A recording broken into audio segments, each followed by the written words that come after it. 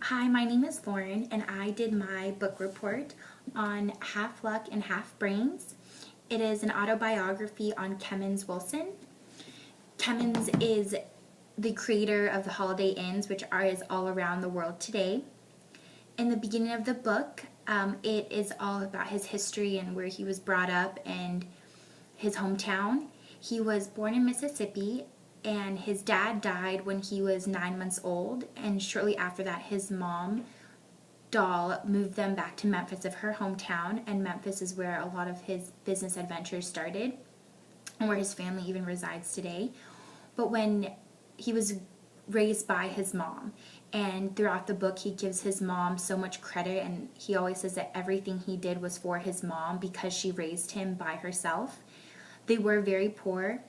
At the age of 6, he started selling the Saturday Evening Post, and he did that throughout his whole childhood.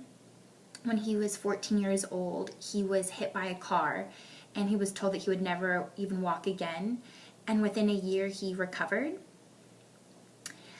Shortly after that, when he was in high school, his mom lost his job during the Great Depression, and he ended up dropping out of high school and just started working.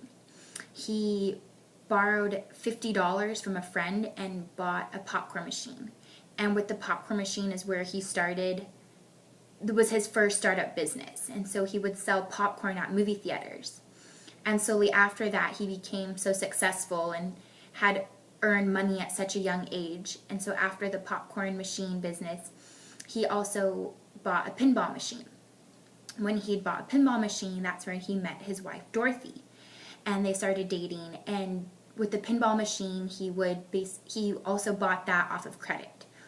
Almost all of his business deals, he would always borrow money and then end up paying them back, which is something he was notorious for. That he might not have had the money at the time, but he slowly would be able to give that back to that person.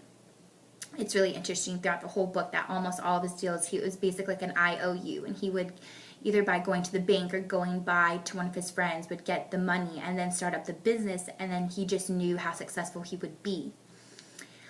Shortly after that, he did get married to Dorothy. He also had a love for flying, and he also became a pilot, and he joined the war. When he came back when he was 31, him and Dorothy had 5 children, and he got the idea for Holiday Inn when they went on a family trip to Washington, D.C. They called the trip the Summer Vacation of 51, and that's where he actually got the idea for Holiday Inn. With 5 kids, they would go to hotels and motels, and at every single place they stayed, they always had to pay extra for their kids to stay there.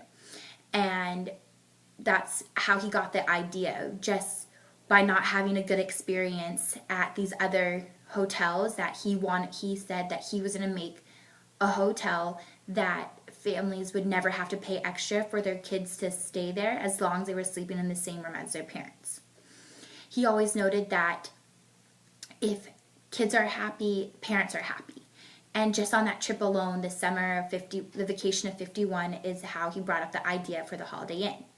When they got back, he started finding ideas, and prior to that, he had also had a lot of business with construction. So he did a lot of construction, he built homes, and he also, 2 of his mistakes that he did throughout his whole career was building the wrong house on the wrong lot. On the wrong lot. So when he came back from the trip, he had already had experience with building and construction, and so he started the Holiday Inn. He wanted to have all of his hotels, make sure they had amenities that appealed to kids because he knew how important that was. So he wanted all of his hotels to have a swimming pool, to have restaurants, to have free ice. His formula to the structure of a hotel room is still used today, and he always says that he would carry a tape measure with him everywhere he went. And so when they were on that summer vacation, he had a tape measure, and he would measure each room, and that's how he got the measurements he wanted for his own idea for the Holiday Inn. The Holiday Inn became extremely successful. When he also said that what was most important was the location. So any business deal, he said, could be good as long as you have the right location. So he also made sure that all the Holiday Inns were placed by highways or by interstates so that families would see when they were traveling. Another notorious thing is the sign he had. When they built the sign, it was $13,000 and it had all these neon lights. And it was really important to the family. And later on in the book, he says that the worst mistake, once he'd retired, the worst mistake that the company ever did was changing the sign and making it more modern.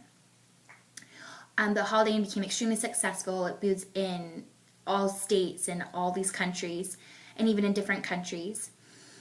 He shortly retired when he was in his 80s after he had had a heart attack and had to have open heart surgery. He's retired after that. Even though after he retired, he always still worked. His family quotes in the book that he was always a working man, and so even after he retired from the Holiday Inn, he also had the idea of Orange Lake, which was a timeshare. So even after he was done with Holiday Inn, he did that. He also did Wilson Inns and Suites. He did many more business adventures. He was a very family-oriented man, but he owes a lot. He always said he did everything for his mom, and he owes all of it to his wife because his wife also raised all of his kids. At the end of the book, though, it talks about all of his family members and that he thought that family was what was most important, and he built the idea of the Holiday Inn based on families and making the kids happy, and which would make the parents happy. Throughout the whole book, there's quotes on each chapter, which I thought the book was extremely motivating and inspiring. It was almost crazy to believe that Kemmons did so many business deals and became so successful just off of this trip, this summer vacation. I thought the book was great towards anybody in the hospitality because it shows you really can do anything if you just use your brains, like the title, Half Luck, Half Brains. But I thought the book was very inspiring and very motivating to that if you have an idea, you just have to go on and do it. He was a very successful and respected man, and the Holiday Inn is still around today. I thought the book was great, and I definitely enjoyed everything about it. Thank you.